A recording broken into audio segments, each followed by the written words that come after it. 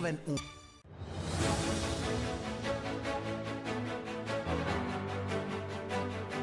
asalaamaaleykum mbokk yi ñu leen nuyu ku nekk turam ak santam de mbégte di waxtaan ak yéen chaque jour fii ci iRadio heure bi am suñu gan nag tey di invité matinal bi di Major Alioune Kandji Major Alioune Kandji nag bu ñu ko invité bi xam enquêteur la xam-xam màcc ci mbirum enquête dina waxtaan tey nga xamante ne démb ba léegi mu ngi ëlëm réew mi te journaux yëpp yeewu tey bind ci mooy li nga xamante ne moom mooy génn àdduna kii di Mouhamadou Moustapha Ba nekk comité des finances et surtout démb lañ ko waroon jébbal boromam waaye procureur génne benn communiqué naan daal maanaam génn àdduna Mouhamadou Moustapha Ba du génn bu naturel am autopsie bi ñu war def enquête def ci loolu Major li xew ci maanaam décès Mamadou Moustapha Ba jëlee ko France indi ko Sénégal fii ñu war ko woon ko denc démb waaye procureur génne benn communiqué est-ce que processus normal la. noonu la d'abord le comportement procureur bi c'est un comportement à féliciter parce que Sénégal surtout ñun musulmans yi dañu am habitude bu nit génnee àdduna rek ñu naan ndogalu yàlla àppama jot quoi loolu la ñuy faral di wax donc comportement procureur bi décision bu légale la am na ci prérogative. même un OPG am na ci prérogative parce que bu nit décédé dafay am circonstance décès bi rek ça dépend parce que si bu dee nit ki dafa feebar lu yàgg di dem hôpital di ñëw am bilan am tableau yëpp clinique am tout am traitement am ay intervention ñu yooyu du problème d'habitude du nekk benn problème mais dans découverte de cadavres les morts subites yu mel noonu mort subite yi mooy ce qu'on appelle les morts subites ak mort boo xam ne dañ ko soupçonné que dañ ko laal wala dañ ko empoisonné wala dañ ko def dara le procureur de la République ni mu comportement bi am mooy yoon parce que quand même doomu aadama dafa egg niveau boo xam ne dafa am importance boo xam ne mënuñu bàyyi mu mën a gaañu rek ñu def ko ci affaire u naan yàlla àppama jot nangam du tout le temps du comme ça man yàgg naa ko fustiger man am na ay décès yoo xam ne même suñ dëkk yi ak yooyu da nga gis sax kuñ dóor gaañ ko ñu di ko nëbb mu accidenté mu ba mu gaañu jëkkëram dóor ko mu gaañu wala jabaram wala frère bu gaañ mbokkam mu gaañu c'est un comportement légal dafa am des articles qui définissent les OPJ et les pouvoirs. D'abord, le procureur de la République, c'est le plus grand OPJ. Donc, il a cité les articles 66, 67, 69 et suivants. Il a 15, 12, 15 et autres pour les OPJ. Donc, OPJ, il a le droit de demander autopsie par la réquisition de personnes qualifiées. Waxuma la procureur, c'est le directeur de la police judiciaire. Et puis, c'est une bonne réaction. Parce qu'il faut le faire, parce que c'est une mort, quand même. boo xam ne si la mort est subite chaque fois dans une maison même bu doon sax Moustapha Ba un simple citoyen sénégalais mais mbokk yi sax war nañuy demander ñu autopsier ko. parce que autopsie dafa am importance sax ci dundu doomi aadama yi nonobstant ngay chercher jàpp nit pour que moom dafa rey nit wala da ko am dañ ko rey ak rey ñu ko même sax dans la pathologie mënoo gis une famille nit ñi ku yeewu rek jékki-jékki rek fatt wala dara ñu ne te duñ xam lu tax muy fatt même le ministre de la santé dans certains cas war nay demander sax. des fois am na décès yoo xam ne sax ñoom sax dañ ko war a xoolaat ci dëkk par exemple boo dem ci benn quartier wala benn famille wala yooyu am ñuy fatt ci benn service di dee am ñuy def nii war nga xool lan la. loolu ay jinne lañ koy jiñ ay nga dégg ñu naan borom bëti guddi yi ñoo fi nekk yooyu la Sénégalais yi di gëmloo. alors que mën na am benn waaye sax nekk société boobu di empoisonner nit ñi pour jël un poste de DG wala nangam yooyu yëpp dafa am ci monde bi. vous avez vu même dans les assurances dañuy assurer nit ba pare sa jabar nga rey ko. jël assurance bi jabar ji rey jëkkër ji ci assurance donc c'est une réaction moderne foofu la àdduna bi toll li procureur de la République pour cas bi dañuy ne moom France la génne àdduna waaw yaakaar nañu boo génnee France àdduna normalement balaa la ñuy jébbal corps bi am na autopsie yu war a def France waaw ñoom mën nañ ko def comme France comme mën nañ bañ a sori ci autopsie def genre de mort par exemple ñoom mën nañ ne il est décédé il constate le décès que comme du français les Français y a pas de plainte y a pas de suspicion y a rien il y a pas de réclamation il y a rien en France la ñu ne dafa ñëwoon fii di faju pour autre chose même mais mën nañ ne ñoom donc il est décédé de son décès nous sommes français on constate le décès que le jour nangam le nommé Moustapha Ba Mamadou Moustapha né le temps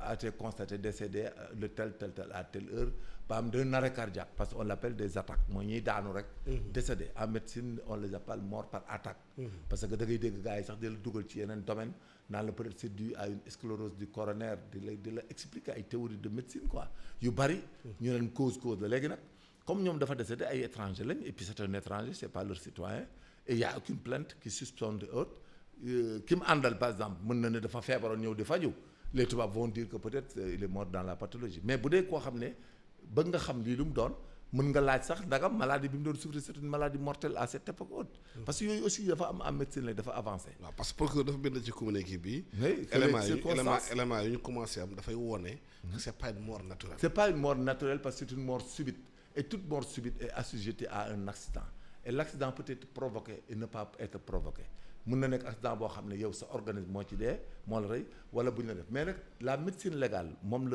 le procureur a fait une réquisition à personne qualifiée pour qu'on lui donne les circonstances les causes de la mort lay ci procureur day joxe benn kayit bi ñuy tuddee réquisition à personne qualifiée mooy nga ne da ngay laaj xam-xamu nit koo xam ne dafa am xarañ ci domaine bi loolu mooy réquisition à personne qualifiée léegi nag domaine bi nga xam ne moom la dugg mooy médecine légale mooy partie de la médecine bi nga xam ne moom lañ mettre à la disposition de la justice pour élucider des cas yu mel noonu même le ministre de l'élevage mën na am ay cas wu bête yuy dee ñu leen di rey ci àll wala mu am nu ñu dee mu jaaxal ko mu def réquisition un docteur en vétérinaire mu defal ko loolu autopsie. loolu day am aussi li gars yi comprendre yooyu day am le kii peut le faire en cas d'épisodicide ak yooyu comme Sénégal noonu léegi nag procureur bi li mu def loolu c'est très bien dafay tax cas bu nit faatoo ñoo xam ko parce que aussi deewu doomu aadama am na ñoo xam ne dañ ciy profité.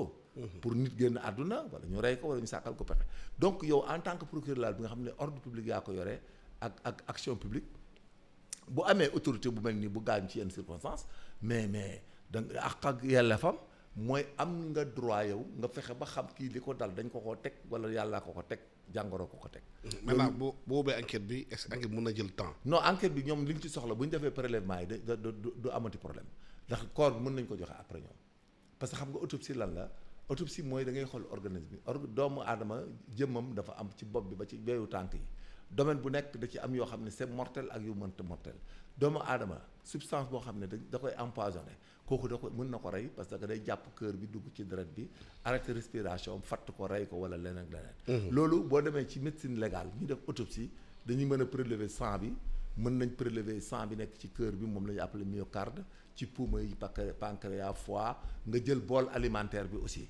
bool alimentaire mooy li nga fekk ci biiram yooyu boo ko jëlee jël saam ak yooyu on fait des crevets bu dee dafa am ay accident nga gis fu am fu néew wala dal ci yaram nga def fa crevé on l'appelle des crevets avec bistouri nga xool naka am blessure la wala anomalie la woon quoi wala du nekk ci yaram léegi nag boo defee say prélèvement ba pare dafa am protocole médecin yi xam nañ protocole bi yaa am un OPJ bu ñëw pour def PV bi man doon sama métier loon dama ko daan def da ngay ñëw pour def PV d'autopsie bi médecin bi bu defee loolu day def prélèvement yi le protocole doit être respecté moom laa lay wax tantôt bu ñu demee autopsie dañuy prélever substance yëpp bu ñu leen prélever nag dañu leen def ci ay bocaux ay tube yooyu dem médecine légale bi ak biologie moléculaire tout dafa dem ba nga xam ne am na tube yu ñu créé yoo xam ne ci la ñuy def substance yi tube yooyu dafa am acide bu ñu ciy def bu tudd acide aminotétroacétique quoi bon donc acide boobu moo koy conserver à 3 degrés dans des frigos léegi protocole bi mooy da ngay def 2 expéditions minimum parce que des fois mën nga dem nga soupçonner nit mu ne la li ngeen analyser man joxuma ko fekk li nga analyser ba pare gis benn résultat acide nitrique wala acide sulfurique wala cyanure wala dara gis ko mu consommé yow boo ko présenté ki ngay incriminer moom danaan damay dem contre expertise donc il faut 2 tubes c'est le protocole mais tu fais tous les prélèvements parce qu'en autopsie on a accès à tout ce qui est organe vital. maintenant boo paree ci autopsie bi dafa li nga war dafa bare. mën nga am moment bu jébbal corps bi. mën nga ko jébbal parce que yow corps bi dans son famille bi waaw mu ñu dem après. enquête bi mën na continuer waaw dans l'anatomie parce que y a des histoires de contre expertise c'est un peu compliqué. mais si le médecin bu xamee protocole bi il fait le prélèvement sur tout ce qui est organe vital.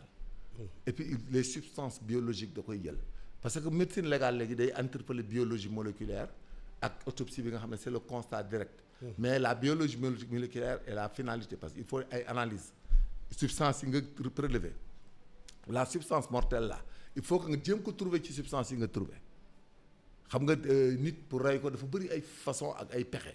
bu dee am na quoi dafa bëri pexe xam nga nit sax mën nañu ko def perfusion yow nga bëgg ko assassiner mais perfusion bi fekk c'est vital wala ñu defal ko masque à gaz pour mu noy nga ñëw bës tuyau bi. mais day décédé xam nga. xam nga yooyu yëpp da ngay xam ne rupture la de kii de l'assistance. moo tax médecine légale dafa am importance parce que day xam la relation de cause à effet.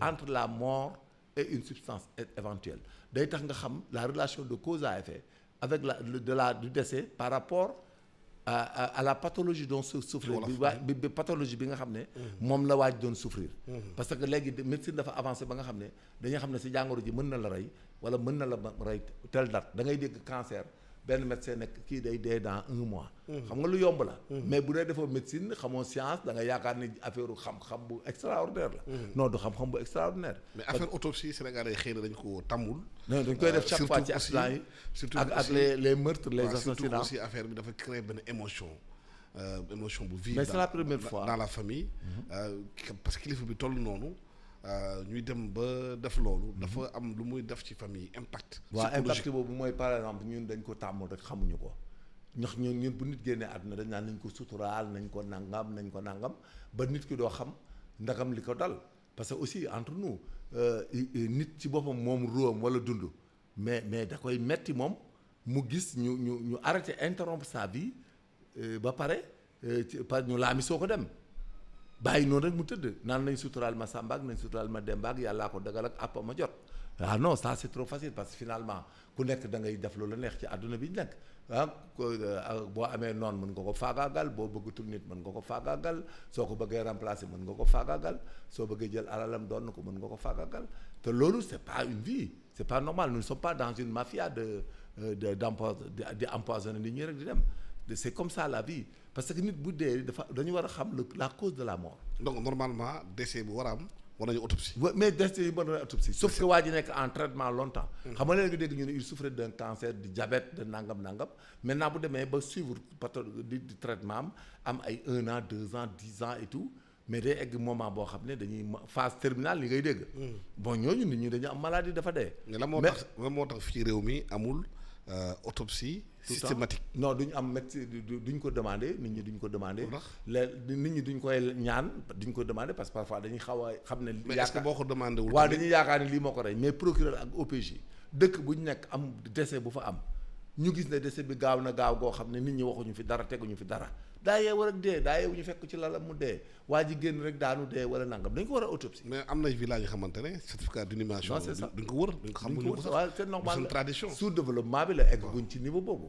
mais niveau bi ñu procureur bëgg a yóbbu c'est la modernité le développement et puis c'est une question d'ordre public quand le procureur fait ses actions pareilles recherchées mais yàlla na bu dee Mamadou Moustapha Ba dañ ko nit a ko faagagal yàlla na affaire bi procureur bi am ndam su ci amee ndam day nekk lu baax ci suñu réew dañuy delloo si waat à l'orthodoxie day taxaat nit ñi saay yeeg yi ñu daan def Sénégal yàgg nañ fi def yu mel nii yoo xam ne dañ ko daan arranger rek mu dem man pour une anecdote j'étais au parquet à l'époque am na benn borom kër boo xam ne paa bu amoon doole ci Sacré-Cœur yi bi ñuy doog a commencé dafa takkoon ñaareel boo xam ne amoon naa ak moom ñaari doom mais dafa ñëw këram wàcc 10 heures ñëw këram bu ndaw bi jaar kër gu mag gi ñëw kër gu ndaw gi mag la woon am jabar ju ndaw am ci ñaari doom mais paa bi dañu jékki-jékki rek mu ñëw reer ay 10 heures 11 heures ñu woo doom yi ne ko seen papa dee na seen papa ngi ci canapé bi kër kenn xamul lu ko dal mais mu ñëw ñu fekk mu dee ci reer na ba pare dee mais demoon nañ ba di ko autopsie yooyu mais nit ñi dugg ci kilifa gu day nii di ko yóbbu autopsie di ko nangam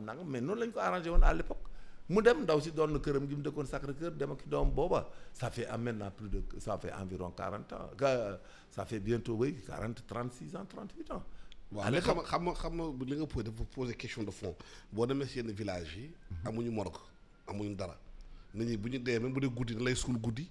waaw sans inhumation bi la waaw parce que quand même. donc kii du am dara. waaw le dispositif administration bi du leen ko may. waaw OPJ bi nekk de près gendarme lay doon d'habitude day sori. Des fois aussi les autorités coutumières ak la coutume le marabout et tout c'est une question d'ordre public vous venez vous trouver léegi nag OPJ bi day toog di xaar bu amee benn renseignement wala benn rumeur xam nga la saisine la rumeur publique est une saisine wala mu am ku dénoncer la dénonciation wala propre constat nga soupçonné là tu feras da ngay demander autopsie bi. mais am na village y a pas de gendarmerie. waaw mais c'est comme ça aussi là-bas c'est dommage c'est comme ça c'est de l'indigénat tu peux rien mais fii da ngay for nit ci ndox mi boo foree nit ci géej gi. mais nag mën nga xam nagam dafa lab am labut. ah oui. oui y a la recherche des diatomées tu recherches les diatomées da nga ko yóbbu autopsie nga jël boole alimentaire bi nga jël ci mbaax yi jël li si nekk nga dindi ko vacutaire def ko ci vacutaire. analyser ko et tu recherches des diatomées xam nga loolaa dafa am ay propriétés yu ci nekk et yàlla on les appelle des diatomées soo recherché diatomée gisoo dara diatomée ci biir da ngay xam ne dañ ko rey dugal ko fii. ah oui la mort est post-mortem. mais est-ce que les villages yi xamante ne ñoom nit ki bu décédé yenn saa mu nga am sax nekk ci coma. deewaguloo sax. ñu yaakaar dégg nga. waaw parce que c'est on appelle ñoom bu la gas suul la. bon est-ce que amul ay dans certains villages risque la parce que dans certains contrées où on enterre même peut-être des gens. suul yi nga xamante dañu dugg. oui c'est ça parce que dafa am décès yoo xam ne y a l'imperceptibilité du pulse cardiaque mooy da nga war a jël pulse bi jël tension bi xool ko naka arrêté na cardiaque bi arrêté na tout le temps même quand quelqu'un décède da nga ko war a bàyyi mu tëdd fi mu tëdd 2 heures de temps. même dans les morgues là dans les hôpitaux là. le protocole mooy bu nit décédé boo ko constaté ba mu décédé ba nga dindi masque yi da nga koy bàyyi 2 heures de temps des fois sax am na ñoo xam ne da nga koy appliquer massage cardiaque. parce que ça dépend de la pathologie que souffre l'individu.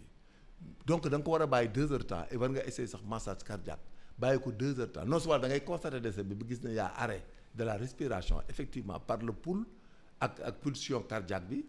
ndax gis nga stéthoscope yi ñu yor ils ont des stéthoscopes moom ngay teg déglu pulsion cardiaque bi nga takk pouls bi xool nag am na ko bu dara doxut nga xool les yeux parce que y a les signes cliniques y a les signes négatifs de la mort et les signes positifs mais les signes négatifs de la mort c'est ce qu'on appelle le refroidissement les lividités cadavériques la rigidité et finalement la putréfaction moo tax bu nit dee nga dégg ne commencé na yaram bi sedd na guy parce que day jël température ambiante bi ndax sang bi dafa chaud presque.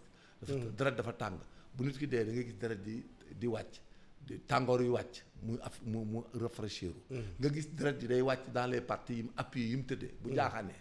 deret yëpp day wàcc ci suuf. bu wàccee ci suuf on l'appelle des lividités cadavériques mais après cela da nga gis yaram bi dëgër dee bi boo yëkkatee loxo bi lépp ànd génn on l'appelle de la rigidité cadavérique. mais bu fekkee da nga nekk ci village. non village moom laa wax dañu. amul autopsie. amul dara boo décédé ci guddi gi. dañuy gaawantu suul mais mën nañ suul kenn kii est-ce que boo amee par exemple suspicion ci décès boobu am nañu. possibilité dem sulliwaat ko. xam nga xam nga bu ñu ko sullee xam nga lu ñuy ndox du koy gis. dañuy gis ne il respirait encore da ngay gis suuf si. bu dee boobu malheureusement ñun dañuy sàng ay percale ak yooyu mais bu dee da nga ko dafa noyyiwaat ci biir bàmmeel bi boo koy sulli dafa am noo koy sullee quoi boo koy sulli da ngay xool ne xam nga ni ki day tëdd ak une position normale. mais boo koy sulli da ngay gis ne corps bi da ngay gis ne bougé na et y a ce qu'on appelle la datation de la mort mais bu demee ba état de putréfaction doo ko mën la datation de la mort da nga koy mën parce que corps bi deggul en état de putréfaction. est-ce que bu ñu xaymaa loolu mënuñu xam ne mënuñu wax ne yenn villages yi am na ñu xamante ne xëy na c'est pas légal deewuñu. ñu bari suul nañ leen. mais dans les cercueils en Europe en France avant l'évolution de la médecine là mais am na cercueil yooyu da nga bi ñu ko ubbee après dañoo fekk cercueil bi waa ji da koo gratter ba cercueil bi xollee ko ci biir y a des cas pareils y avait l'histoire de Béthio Thioune là. mais am na koo xam ne bi ñu ko sullee dañu fekk mu aspirer suuf si lu bari dafa noyyi ci suuf si. koo aspiré fuux ba mu dugg ci biir suuf si dugg ci bakkan yi sori keneen ki quoi le deuxième un sow la. donc loolu la donc mais bi ñu ko sullee sulli bi yàggul quoi c'est dans les 24 heures ou 48 heures maximum. fekk il n'a pas de putréfaction mais pour nga dater la mort pour nga xam les causes de la mort autopsie il faut que le corps soit en état normal. bu nekkul en état normal. doo ko mën. mais xam nga la mort on peut dater la mort par la température des tympans par l'humeur vitrée par les étapes yi ma la wax actuellement le refroidissement les lividités cadavériques la rigidité cadavérique et l'état de putréfaction état de putréfaction pour nga déterminer ci corps nit bu demee ba nëpp bu nekk en plein air en pas ci bàmmeel quoi bu nekkee ci biti y a le squat des insectes mooy li ñuy wax sax yi xam nga sax yi dañuy am évolution mais squat yooyu dañuy am ay évolution par 8 jours da nga koy mën a xam à peu près nga xam ne il est mort dans la semaine de tel mais ci squat d'insectes nga koy mën a xamee mais maintenant et pour l'identifier aussi il y a maintenant l'ADN. mais boo nekkee dans les grandes villes par exemple mu Dakar nit bu décédé la bourde foog nga yóbbu ko hôpital il faut nga yóbbu ko hôpital. non donc nga yóbbu hôpital ñu constaté décédé la. moo tax aussi mais amoo droit suul ko sans. non amul kenn droit kooku inhumation bi c'est illégal nit ki boo koy suul da ngay dem ñu constater décès bi ba approuvé ne dafa décédé réellement. ñoom infirmier ak médecin ñoom foofu la ñuy yem. mais chef de quartier yi joxe certificat. chef de quartier non ou bien c'est la mairie ou mairie bu joxe inhumation. est-ce que mairie bi il faut mu am. non mairie bi genre de mort bi lay jot certificat de décès bi. waaw il faut mu am certificat de décès. il faut day jot certificat de décès et là-bas la responsabilité incombe au médecin qui l'a établi. moom mooy defar certificat bi jox ko mairie bi. mairie bi def lu mu war a def. waaw da koy jox mairie joxe au fin d'inhumation et transfert de corps. pour corps bi génn dem. mais l'être humain on a tout appris. Sénégal léegi ñun on était les premiers TIC les techniciens en identification criminelle. man j'étais le deuxième TIC. après j'ai continué le processus de TIC mooy sama métier médecine légale comme ni ñuy def les autopsies et autres. sama métier la loolu. da ngay ñëw constat moo tax léegi on a formé même pour TIC yooyu pour la médecine légale pour préparer tout ce qui est l'investigation criminelle on a préparé des TIC la police en a la gendarmerie. Maintenant, moi j'étais le deuxième TIC sénégalais. Il y avait un premier. Donc, on apprend que ça, hein, comment vous regardez les choses, comment regarder, vérifier le corps, ce que l'OPJ demande au médecin, parce que les gars cherchent à comprendre. Parce que même qu'il faut que vous décédez, il n'y a pas de plaie traumatique. yaa xam nga amul plaie traumatique gaañu jàmpaaka amul fetal amul dara amul. donc la mort peut être par exemple suspectée suite à une administration de substance. mais xam nga substance dafa bari nit mën na koy noyyi xam nga nit mën nay nalaw sax nga am loo teg ci wetam ammoniac wala dara mu di ko noyyi dee. waaw ba dans l'air ambiant chambre bi mu nekk nga empoisonné ko comme léegi mën nga ko administrer substance mu naan ko wala mu lekk ko wala mu nekk allergie des comprimés qui sont contre-indiqués dans l'absorption humaine nit du ko naan. parce que am na exemple la quoi. est-ce que l'enquête pour waaw maintenant l'enquête da koy trouver. est-ce que enquête mën na jël temps non du jël temps. enquête bi laa non enquête bi après dañuy chercher quand il y a relation de cause à effet de la mort de monsieur tel suite à l'absorption d'une substance quelconque maintenant boo xasee ba xam substance bi nga xam ne moo causé la mort la substance qui a causé la mort. maintenant tu cherches la provenance et qui l'a administré. bu dee nit kee ko auto-administré boppam on l'appelle de l'autolyse. c'est-à-dire da nga xaru. si c'est administrer la substance lui-même c'est de l'autolyse. moom la suicide. su dee nag dañ ko administrer maintenant ça devient de l'empoisonnement et la théorie de l'empoisonnement il faut que la substance puisse donner la mort. c'est-à-dire booy empoisonné nit te substance bi nga ko empoisonné bi nga ko jox mënta rey nit. on l'appelle administration de substance nuisible à la santé. mais nag bii quand tu administres à une personne substance boo xam ne mën na ko rey. on l'appelle de l'empoisonnement noonu la demee. mais sur le plan enquête yooyu les gendarmes les policiers maintenant il y en a des gens qui ont appris ça nous étions les premiers il y a plus d'une vingtaine d'années ñu ñoo ko jàngoon ay France ay Bénin yooyu tout ça et puis on sait le protocole médecin buy di autopsie da ngay xam li ngay chercher da nga naan ko oui il faut faire des prélèvements sur le bol alimentaire il faut ceci il faut cela et maintenant il y a des appareils qui le règlent rapidement. Il y a la chromatographie qui règle tout de suite la substance. Quand tu passes à la chromatographie à la phase gazeuse mais ça te dit la substance que la personne a lépp la lay génneel tout de suite. bu ko génnee nag yow enquêteurs yi maintenant ils gardent la substance en double exemple kii expédition. le médecin biologiste. va reprendre les substances denc ko l'enquête continue. Maintenant si une personne est confondue dans l'administration ci substance pour en donner la mort de cette substance mais la personne va se justifier. même bu dee restaurant la nga ne man plat bi laa ko joxoon plat bi ma ko joxoon bi mu lekkoon ñun jour boobu on a hamburger lañ ko jaay wala shawarma wala pizza. mais léegi moom li mu absorbé xam nga substance bi da ciy nekk pizza beeg yooyu. ñu ne ko nag on a des expéditions bi nga ko jox ñu trouvé ko ñun on a trouvé ci même produit boobu que da koo rey parce que y avait la présence de tel X. léegi nag beneen substance ñu dem kon expertise. voilà jërëjëf Major Kandji maa la gërëm di la sant di la gërëm ci éclairage bi ngeen di fii par rapport di autopsie et lépp lu ci topp ci affaire Mouhamadou Moustapha Ba te muy Sénégal yëpp mu nekk mu soxal leen. jërëjëf ci éclairage yi maa ngi gërëm Mamadou di gërëm Amadou Sy nekkoon ci technique bi ak Charles Coulibaly internet di ñëw ak jàmm.